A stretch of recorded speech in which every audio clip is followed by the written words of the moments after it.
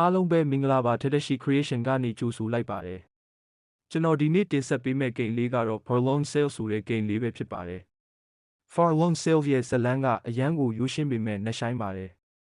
ဂိမ်းထဲမှာစာသားတွေစကားပြောတွေလုံးဝပါဝင်မှာမဟုတ်ပါဘူးပလီယာတွေက6တွေ့ပြီးလူသူကင်းမဲ့နေတဲ့ပင်လယ်ရေတွေခန်းချောက်သွားတဲ့ကဘာကြီးတစ်ခုထဲမှာအနီရောင်ဝတ်စုံဝတ်ဆက်ကောင်လေးပူရာ9နှစ်အနေနဲ့စတင်ကစားရမှာပါစက်ကောင်လေးဟာသူ့အဖေရဲ့အုပ်ကူကိုဂါရဝပြူပြီးနောက်အင်ချီယာချေမရှိတော့ပဲထီထီကြီးကြံရစ်ခဲ့ပါတယ်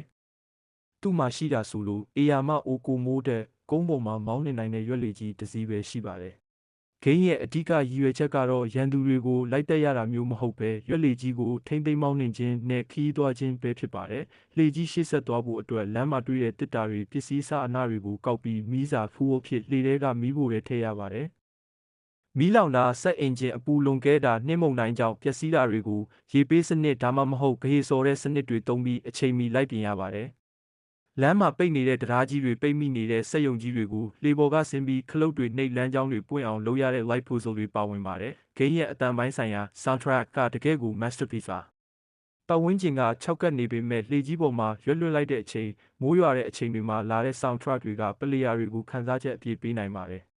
ဘာသာသားမှမပါပဲနောက်ခံ backdrop တွေပျက်စီးနေတဲ့တင်မောချင်းကြီးတွေရေငုပ်တင်မောပြက်တွေကိုကြည့်ပြီးဒီကဘာကြီးမှာဘာတွေဖြစ်ခဲ့လဲဆိုတာကိုကစားသမားကိုယ်တိုင်မှန်းဆရတဲ့အရာသာကတော်တော်လေးမိုက်ပါတယ်ဂိမ်းကအေးအေးဆေးဆေးကစားရတယ်လို့ရှိပေမဲ့မုံတိုင်းထန်တဲ့အချိန်တွေမှာလှေးမပြက်စီးအောင်ပြပြတလဲလိုက်လို့ရတဲ့ contrast ကဂိမ်းကိုပြင်းဖို့မကောင်းစေပါဘူး